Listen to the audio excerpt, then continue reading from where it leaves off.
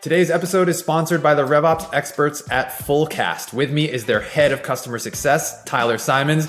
Hey, Tyler, revenue efficiency, sales productivity are everything today. How does Fullcast's go-to-market planning platform help RevOps teams achieve these types of goals?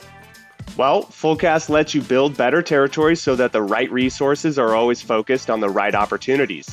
When reps are motivated and zeroed in on their targets, they'll be more successful and bring in more revenue.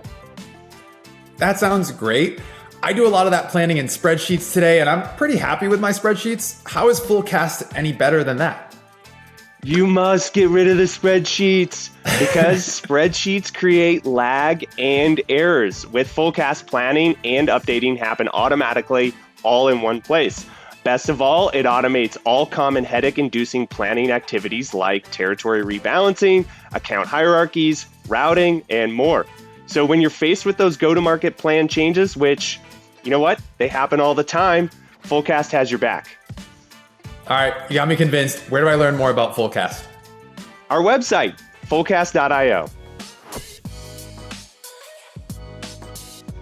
Hey everyone, welcome to Operations, the show where we look under the hood of companies in hypergrowth.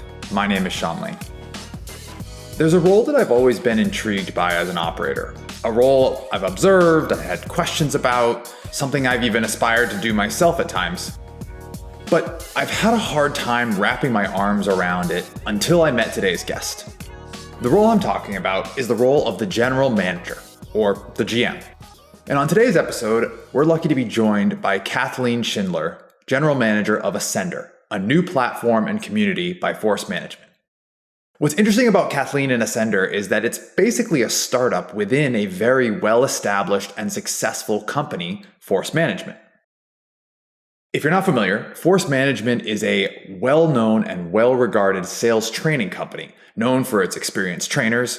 You may have heard of or used their command of the message methodology in the past. And Kathleen had already been at Force Management for nearly a decade when she took on this new GM role for this brand new product. In our conversation, Kathleen answers my questions about what it means to be a GM. We dive into how you stay true to your ideal customer when building a new product. And Kathleen teaches me what it means to be a lurker in a community. To start though, I asked Kathleen to take me back to what was happening within Force Management when the catalyst for starting Ascender came about. We're a private equity backed entity. And, a couple summers ago, we had a recapitalization event. So we've got some new private equity folks that are now on our board, and they're wonderful and very supportive. And we've always had folks reaching out to us, alumni, if you will, of some of our trainings and consulting engagements that we've done, saying, hey, how do I stay connected to you? Or like, I love your stuff. I'm at a new company. How do I keep up to speed? We've always had our podcasts, which are wonderful too, if you want to check them out, in addition to Sean's. But we wanted to actually, there's been folks that have been pinging us too, saying, hey, I'm going to an A-round company. This is really new for me. The team is super green. It's been founder led. I'm like one of the first go-to-market individuals. How do we make sure we're all humming as an organization? So there were kind of two catalysts, like the individual contributor perspective, wanting to like just stay sharp and tied to kind of that elite is earned mentality. And then the folks that are making a leap and going to a new company, maybe first time in a head of sales type of role or a head of CS type of role, at an early stage organization. And how do they set up the right footing and right foundation to ideally accelerate that go-to-market fit stage and make sure they can and scale appropriately and the right moments and really getting the team aligned. So there's like two catalysts, I would say, the individual contributor side and the early stage venture side. So people are reaching out. You're hearing this, signal loud and clear from your customer base, but you guys don't have necessarily something to meet the need of that signal that you're hearing. And so Force Management isn't a small operation. Like, how do you go from hearing that signal to, hey, I think we have an opportunity here to actually put something brand new into the market that is totally unique and distinct from what people know us for. For sure. I mean, I think it was, again, it was just like the right moment in time. Everybody, coming out of the pandemic was growing, accelerating. We were growing as well, along with all the other tech companies out there. And I think it was just the right time. Like I said, we had some new folks that were on our board that were super supportive of this. And then I think I was mentioning to you earlier, my partner in crime on this is Rachel Clapp-Miller, who runs a lot of our marketing. And she's the one that runs our podcast. And we were both hearing this. And so we're like, hey, let's see if we can do this. And what does doing this mean? I mean, it ended up being Ascender, which is awesome. And you can kind of check that out at ascender.co. But we were going through, like, do we build, do we buy, like, do we white label? Like, how do we put this together so there's great content to keep people sharp? There's great courses and certifications that really help accelerate careers. And then there's also community where you can tap into other folks like yourself, as well as like our experts. So we were trying to figure out how do we do this and go to market within a short period of time, because we all know what it's like to build, platforms out there. We all know what that's like, and it can be thousands of lives, tons of dollars. Like, how do we bring something to market reasonably quick too? Because, we were hearing all those signals and we wanted to be responsive. So it was just all the points came together at the right moment for us to bring this to market. This all happened pretty fast for Kathleen. They were hearing this signal from the force management customers, particularly from alums of their courses and from folks at smaller companies that might not have the resources to invest in a full force management engagement. So instead of just saying, sorry, we don't do that, they reacted by deciding to build this brand new offering, which became Ascender. Content, courses, and community, all from scratch. And we'll get more into how they decided to build what they did and how they pulled it off, but it all starts with Kathleen being named the GM of this new thing. So how did she, nearly a decade into her time at Force Management, find herself well-positioned for this role? I think part of it is, like, I've always enjoyed building, and it could be building teams and now lately building a platform. But when I actually joined Force that was almost 10 years ago. I think next month will be 10 years. I was, I've known the founders for a while, but I actually was at a company and I called them and said, hey, we could really use your help. And it was actually, hey, Kathleen, we could really use your help. We're going to build, our first local team in Boston. And that's how I ended up joining. And so I was part of called it the delivery team, but it's basically the entire consulting organization based in Boston.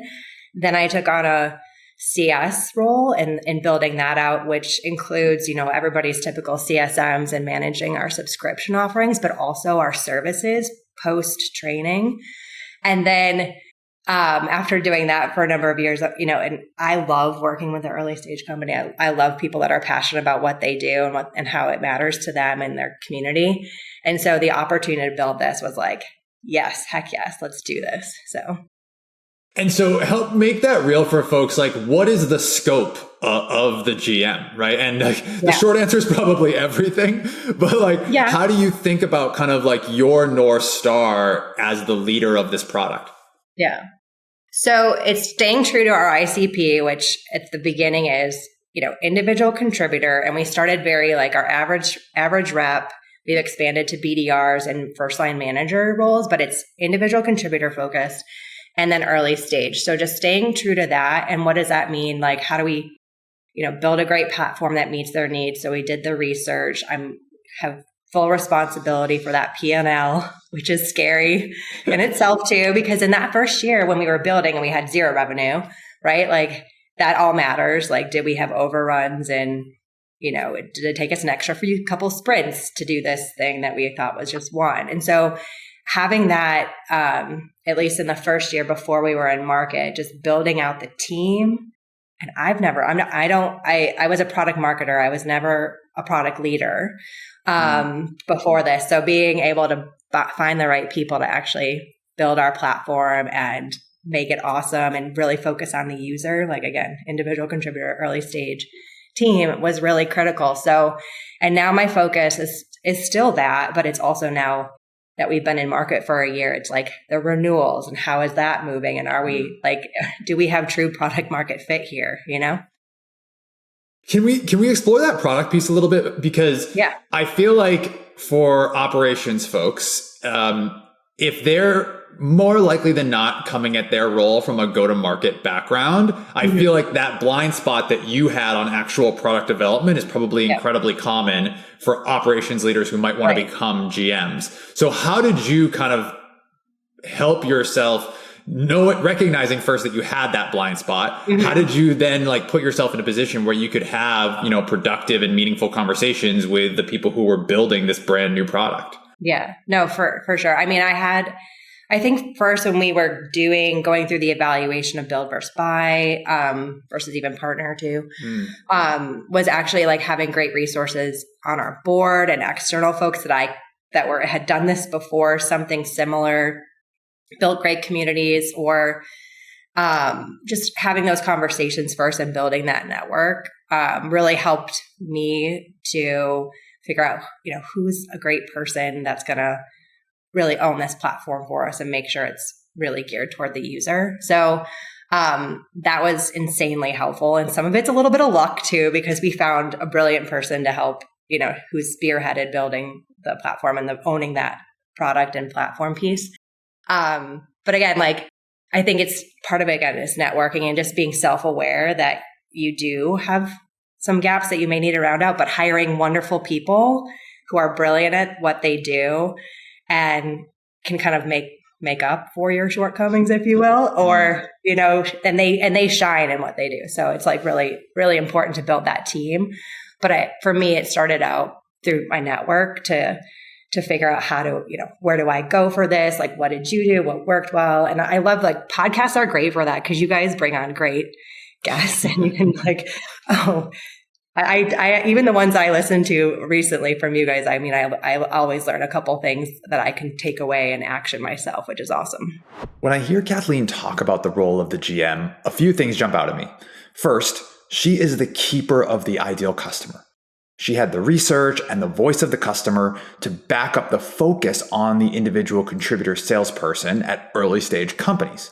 And her job was to keep everyone focused on delivering for that role. Another thing that she's responsible for is confirming that this new thing that they're building actually has product market fit, much like a CEO of an early stage company. And lastly, she is incredibly self-aware about her own blind spots. The GM role, much like many revenue operations roles, has a broad scope. So you have to identify your own strengths and weaknesses and surround yourself with people who complement you, which Kathleen did with the product leader for Ascender. All of these focus areas remind me of the early stage founders we work with at Mine It Light. And in reality, Ascender is a startup within the more mature walls of force management. Kathleen told me that they weren't beholden to the needs of the core business, but they could still rely on force management for feedback and resources as they tested these new approaches. And like any new venture, they needed to quickly figure out the needs of their customer base and whether or not their offering solved pains for that customer. So, how did Kathleen and her team do that? Actually, early on, we had assumptions early on that was like, hey, maybe we can launch with our minimal viable or lovable product with just, the daily content and the courses and the certs. But when we talked to, reps out there, and when we actually hired, we had some research done too, but it was very clear that having access to a community to tap into was really important for folks, especially when, because we want to help drive career progression, right, for our individual contributors in whatever they're doing, whether it's, BDR to commercial rep to enterprise, but like they want to learn from folks that have done it before or just tap into that network. So that became really important. And we added that in maybe in the 11th hour before we launched, but we hired an awesome community leader to help spearhead that. Again, hiring the right people is so critical on this. But that really became, I learned a lot from that research that we did early on, where it said, hey, we want this community. And that's actually been a huge part of the success so far in our first year, has been that community factor for Ascender. And when you're such a small team, like how do you go about kind of translating the research findings into execution, right? Like there's not that many of you. You're probably all hearing, slightly different versions of similar feedback every single call, every single day. And so when you have such a small group of people, like how did you kind of tactically ingest that information and then use that to decide, okay, we actually do need to make this tweak to the product, or we do need to make this change to our go-to-market? Like what was that kind of life cycle look like for you all as you were getting this thing off the ground? I mean, we were in daily stand-ups with the development. So we were totally linked in. It was, again, the beauty of a small team, right? We were all linked in together with what was happening. We had daily touch points on stuff. Some of it was, higher level strategic stuff like the community factor. Some of it's like really in the weeds, but we had daily touch points. And that I think was so critical for everybody to stay on the same page or just share learnings and feedback of what they were hearing. The other thing is, again, like I mentioned, support from leadership. So we have, our operating cadence involved like our CEO and CFO weekly, the board monthly, just to get this going. Cause this was like, our board would tell us, hey, this sounds more venture-like than private equity-like. We don't know what this, we feel a little uncomfortable about this because this is not normally what we do. So I think just the support from the leadership and the board on that was part of our cadence. So again, like daily touch points with the team and the developers and everybody so we were all linked. I didn't even think about that, but that's such a good point around like you're also managing the internal perception that folks have of this, like kind of new thing that's popping up amongst like all this very well proven out and like long-standing practices of force management. How did you go about managing that perception? Was there certain metrics that you used to kind of say, okay, this is how we're going to measure our success? Or was it more storytelling? Like, how did you navigate that? I think in the beginning it was a bit of storytelling because we had to show, hey, from the folks that we were going to build this for, that there was a true need. There's stuff in the market too that is similar in different facets, but we had to kind of show the market relevance. We had to go through our own, like, what's the TAM on the, every founder has to do that and build out the business case for it. So it was a bit of storytelling, and then we, put our assumptions together. Our big one obviously was like speed to market initially because, we said, hey, if we do it this way and it, we could actually get there just as fast as white labeling, there was some stuff that we learned in our research and before we built anything, that again, we shared with the board again on a monthly basis. And then, so it's like, it went from storytelling to the numbers, and it's still like a bit of storytelling because now I'm seeing trends, right? And I share that with our leadership team and say, here's what this means for early stage companies, and here's how it comes to life with a story, right? So there's still a little bit of that because you need the metrics, but you need to tell a story. The data points are there, but you still need to tell a story. This episode is sponsored by Fullcast, the company that helps operators build better sales territories. Their platform focuses the right sellers on the right opportunities, making them unstoppable. And the cherry on top, Fullcast automates common go-to-market activities like territory rebalancing, account hierarchies, routing, and more, so the plan is always in sync with operations. With Fullcast, say goodbye to go-to-market planning headaches and hello to your own personal planning assistant.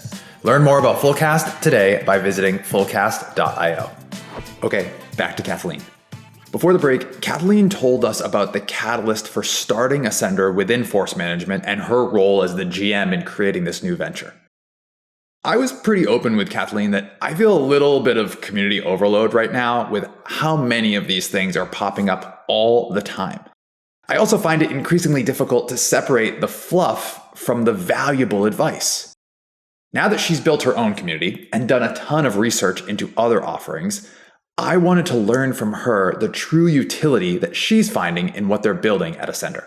Besides being a product leader or not being a product leader, community was also a blind spot for me because I'm also one of those folks, I call them lurkers, right? Like I'll join a community, but I'll look at the postings and I'm not one of those people that's like always asking questions or anything like that. So I am one of those, I'm engaged in a sense, but I'm not super active in terms of my output, I would say, in the community.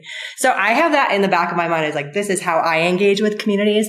But I did, again, networking to really understand that. Like I was all over trying to understand from some of the best and brightest on community building. And we hired Joe Huber, who's amazing. If anybody's thinking about building community, he's such a great resource, but he's teaching me every day about community.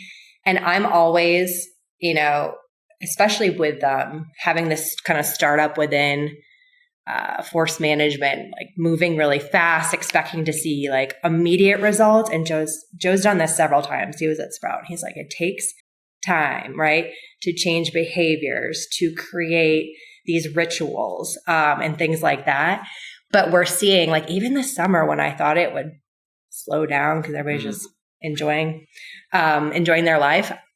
We've been seeing a lot of uptick in community activity building through this summer because I think people are realizing, there's these we have events. So we view community as events, discussions, forums, groups, of course. But we've seen a lot of folks jump into the live events and some of these small teams that maybe don't have enablement or enablement's a hobby for them. They view this as like a great way to provide that additional training for their teams. And then they bring it back to their own team meetings the following week to really make it come to life. So it's just like, I've been learning a ton about community. And I've always been so surprised to see what people are engaging with, what makes them, put out something on LinkedIn that says, hey, great session last week on Ascender. And like, I never know what's going to actually like flip the switch for somebody, but it's really fascinating to see the data when it comes back. It also, I've found that there's like this like psychological aspect to it of hearing it from third parties or hearing it from people outside of the four walls of your company for whatever reason carries more weight, right? You can probably speak to this better than I can from your 10 years of force management, right? Like there's something there, like you could produce the exact same piece of content, the exact same type of training internally, and people will find more value and be more open to that external one. Like why is that? Why do people seek that out? And they find that to be the thing that actually is what like makes it click for them. I don't know. It's like, that's why consulting exists as a business, right? whether you're a BCG, McKinsey, I think a lot of people is like, but they want the validation. I think there's the validation point of view, but like with what we often see is a way to help you get further faster with it.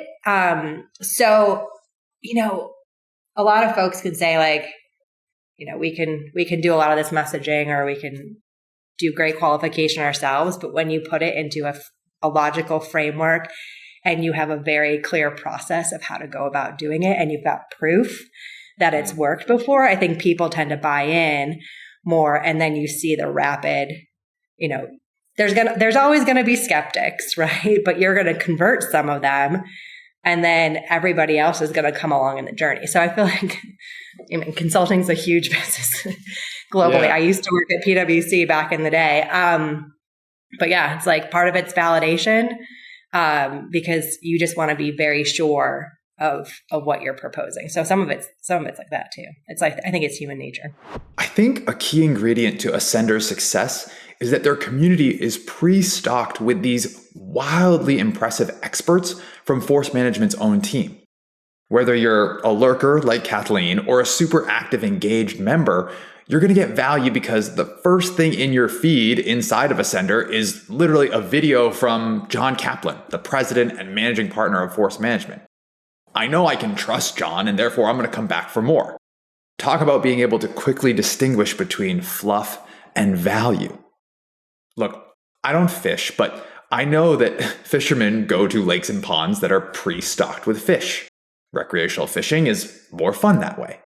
And Kathleen recognized that her competitive advantage was pre-stocking her community with experts that people would want to come to see and learn from. I mean, if you popped in to the community and see the discussions, I won't say 100% of the time, but like the majority of the time, you see a nice, thoughtful response from one of our seasoned sales leaders that are in there that have, and again, seen this play out a million times. I mean, we do get like some nice new questions that are popping up, especially around the AI trends and stuff. But like for the foundational sales skills and what works and how to be, very outside in and your perspective with the buyer, it's this. I mean, sales is how many thousands of years old, right? So it's really helpful, I think, to have those experts to tap into, especially for folks that have, maybe it's been a year or two since they've seen us, at their organization, and they can say, hey, just like, I've got a new book of business. I'm trying to expand in these accounts. Like, just help me get my feet under me. And they ask a question, and then you get a response from like Patty Mack or Tim Cato, and you're like, okay, yes, I can do this. I got this, very reassuring. Yeah. And you're also making me think that this is kind of where communities go from here, right? It's this like kind of always on demand thing, right? Because like you recognize the value of the community the most in the moment that you actually need it, right? And then you go Correct. And you ask your question, or you research someone else who's asked that question in the past, and you find the answer that proves, the solves the pain that you're feeling at that very specific moment. And that's the actual value to being a part of it. Am I thinking about that the right way for kind of how this thing evolves over the next few years? For sure. And I'm even seeing a little bit of this too in the data it's coming through, especially like since we've been in market for a year. And I see a gentleman that said, hey, I'm going to pause, right? I'm going to pause for a little bit. But then he got the reminder email of an event we did last Friday, and he joined it. So he's like, nope, I'm actually this was really relevant for me in the moment, and I'm back in. So I think you're totally spot on it's nice to have the community that's always there, always on for when you need it. And it may be every week you tune in. It might be once a month, but it's like, it's relevant for you when you need it at that moment in your career or where you're going with your team. So we've hit this 1 year retrospective moment for you, right? You're spending this time to kind of take stock of where you're at and where you're going. As the GM, like what's on the horizon? What's at the top of the list for you about kind of where your focus is for the next year?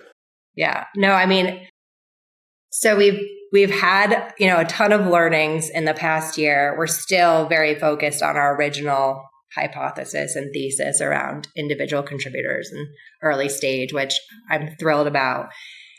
We're also going to be leveraging Ascender with all of our core customers. So if anybody engages with Force, they'll see and leverage Ascender. So the brilliant part of that is like that community is just gonna, it's going to be the fastest growing community probably out there over the next few months, but we'll have all these highly engaged folks that have all gone through a similar experience, right? Like whether it's one of our trainings, depending on what engagement they've gone through.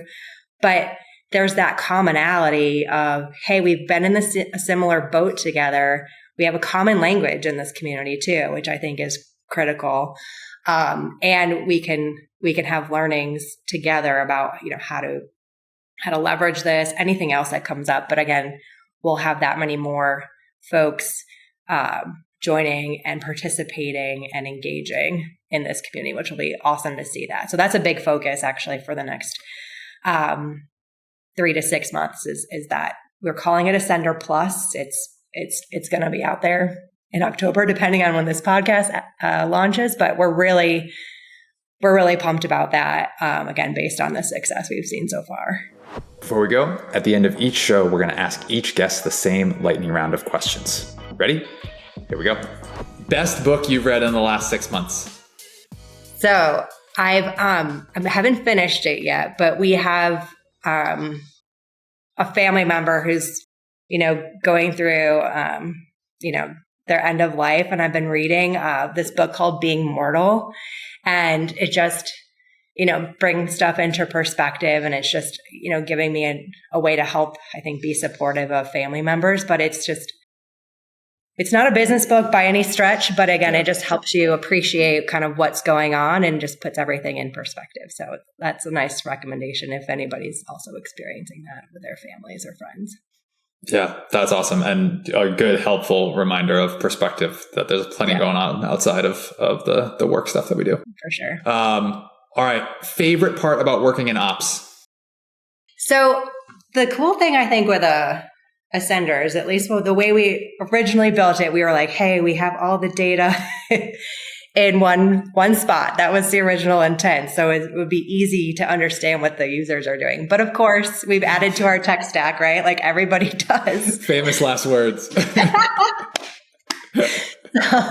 So it's just, how do we bring all those signals together in one space every time we add something new into the mix? So it's always keeping us on our toes, I think, which is always fun. I might already know the answer to this next one then. Least favorite part about working in ops? Yeah, that's also it. You're right. I mean, it's I was just talking to Rachel, my colleague Rachel today, and I was like, oh, it'd be great if we can pull this in too, because I didn't think of that as a signal. And like some of it's on me and like the way we're approaching it, but just like always learning about how customers might engage, and even like how they're engaging on LinkedIn now with Ascender. There's just so many pieces to bring together, which is a great problem to have, but we need to bring that profile of the customer back into place so we're not missing anything. So we've got and like talk about putting yourself in the shoes of your customers. Like all those reps that you're working with at early stage companies are also trying to figure out how to ingest all these signals in their sales process. So like you are living what they're going through too, which I'm sure is going to be super helpful within the community. Yeah, for sure. All right. Someone who impacted you getting to the job you have today. I mean, honestly, it's our CEO, Grant, because he's the reason I popped over here in the first place to Force Management to, build that initial team. And again, just putting a lot of trust and faith in myself and my colleague, Rachel. Again, and letting us like run with it too, like, which has been awesome. It's just letting us run, letting us move fast, letting us fall on our faces a bit and, figuring it out. And he's been a great partner in all this too. So I think the last 10 years have been phenomenal in my learning journey. But like, honestly, with Ascender, I feel like that was super, super accelerated, which has been great. That's awesome. All right. Last one. One piece of advice for people who want to have your job someday. Try everything. Say yes to new opportunities. Don't be afraid of trying something new that seems a little bit out of your wheelhouse. Just be open to it. And like, you'll I don't know, you could end up with a GM. Your career could go in a different trajectory that you never even deemed possible. So yeah, say yes. Thanks so much to Kathleen for joining us on this week's episode of Operations. Also, special shout out to DV, a regular listener of the show, for making the intro to Kathleen. If you want to check out Ascender, go check it out. It's at ascender.co, ascender.co. If you like what you heard today, make sure you leave us a review on Apple Podcasts or wherever you get your podcasts, 6-star reviews only. Also, make sure you're subscribed to our show so when guests like Kathleen come on, you get a new episode in your feed every other Friday. All right, that's going to do it for me. Thanks so much for listening. We'll see you next time. Today's episode is sponsored by Fullcast, your go-to-market planning platform. If you've ever spent hours or days building territory and quota plans only to have them be out of date the second the reps hit the street, you need to check out Fullcast. With Fullcast, you set intelligent, rule-based policies that automate all of the time-consuming manual tasks that hit RevOps teams throughout the year. With virtually no effort, operations will always seamlessly align with your plan. Learn more about Fullcast today by visiting fullcast.io.